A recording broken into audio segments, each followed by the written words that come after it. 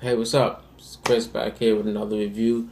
This time for Arrow Season 3, Episode 9, The Clown.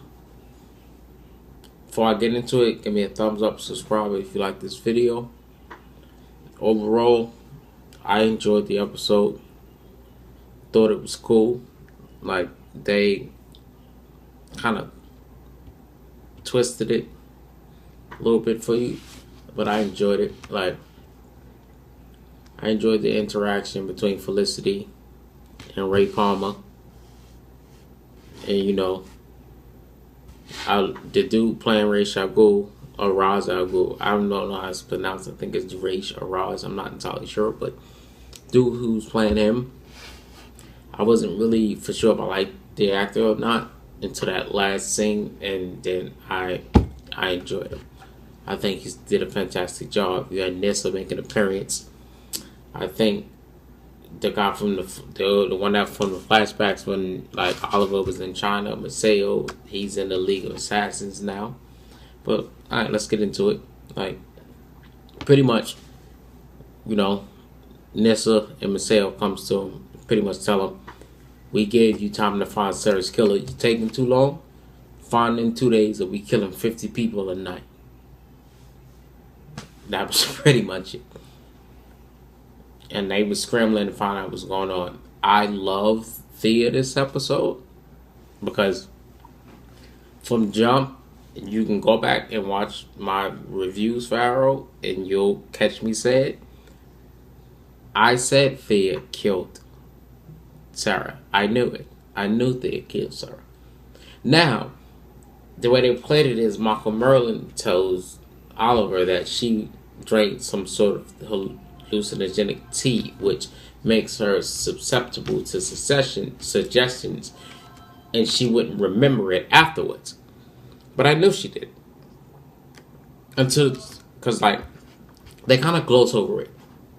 Because Malcolm and Fit come back to Starling City, but if she was under the influence of the tea, she wouldn't remember coming to Starling City. So it's like they kind of gloss over it, and they kind of shadow it and leave a little bit of mystery to it. I think at some point she will figure out what she did, and that I'm interested to see. I'm a huge Doctor Who fan, so I also love River Song, also playing Laura's mother and figuring it out, which I feel bad for Detective Lance because he's seriously like the only person who doesn't know. Laura even told Thea in the episode that Sarah was dead. And like freaking River Song looked at her for half a second and was like, something's wrong with you. And I love how vindictive she was in the episode. Like, I want you to find them, and I want you to make them suffer, and I want you to make them pay. Like, I enjoyed that. But I figured Thea killed Sarah once they got the sample back from Star Labs, and they was like, oh, it's like, I think it was like 18 percent of 18 chromosomes. It wasn't chromosomes, I forgot what it was, but 18 of them, 16 out of 18 was 16 or 17 out of 18 was a match, and it was literally like one thing that wasn't a match. Once I heard that, I'm like, oh yeah, Thea did it. And it was weird to see like Oliver. This is why I love Diggle, because I tweeted that. If you ain't following me on Twitter, you can follow me on Twitter at CPT19. I'll link it in the bottom. I said it on Twitter as I was watching it. You always listen to Diggle. You always listen to Diggle, because Diggle said it. Like, you always have a blind spot when it comes to your family, and that's true, because if you've been watching Arrow over the years, he does. And that's always caused a lot of problems. And like, he literally walked to Thea and asked her, and she lied to him. I love the scene where he like kicks through the window as the Arrow, and he goes to talk to her, and she just straight starts fighting him. She just starts fighting him. And like, she's like, leave me and my father alone. Like, and I love, a lot of people are mad at Michael Merlin, but come on, people. It's one of my favorite characters on the show. He's brilliant.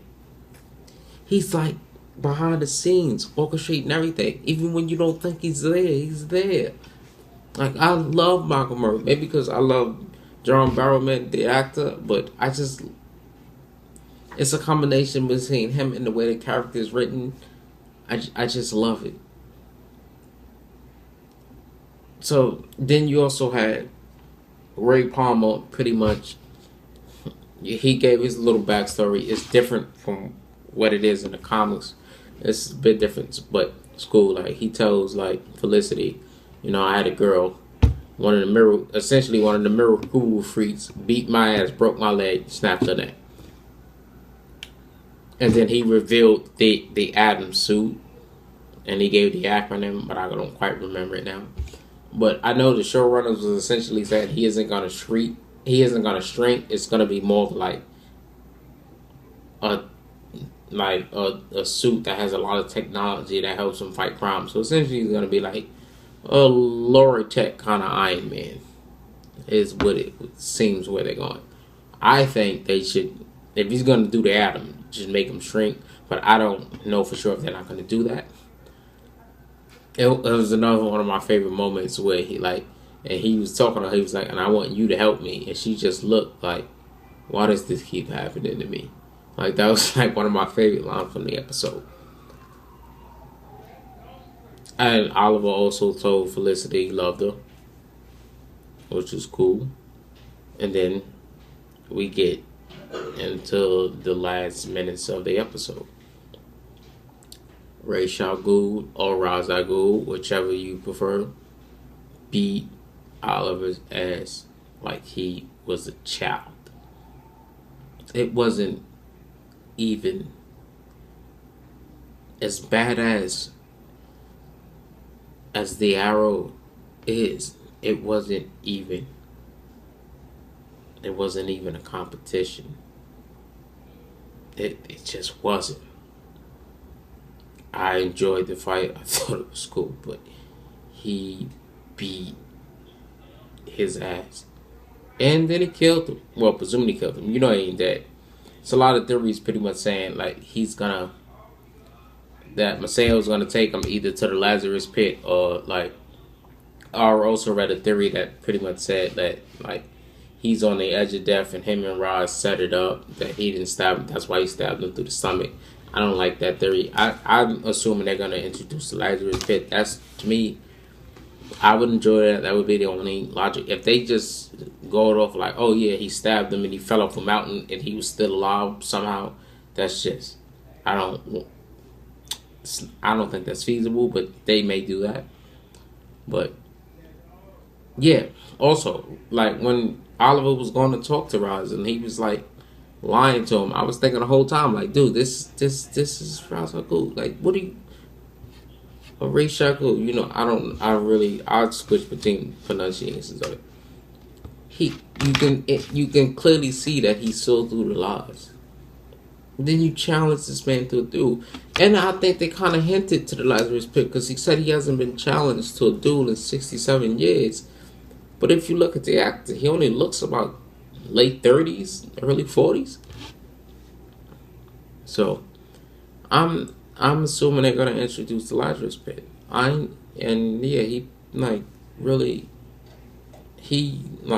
He freaking dealt with Oliver like it was nothing. Like, it wasn't even an issue. Like, he literally got one hit in.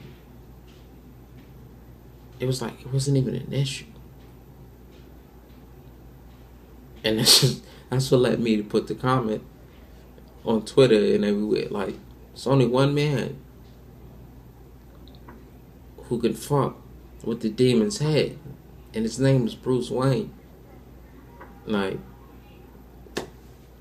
yeah, I don't know. Overall, this video ran a little long for me, but I enjoyed the episode. I would give it a solid 9.5. Like, it's a great episode. I enjoyed it. You should definitely check it out. If you enjoyed this video, give me a thumbs up and subscribe. Alright, see y'all later.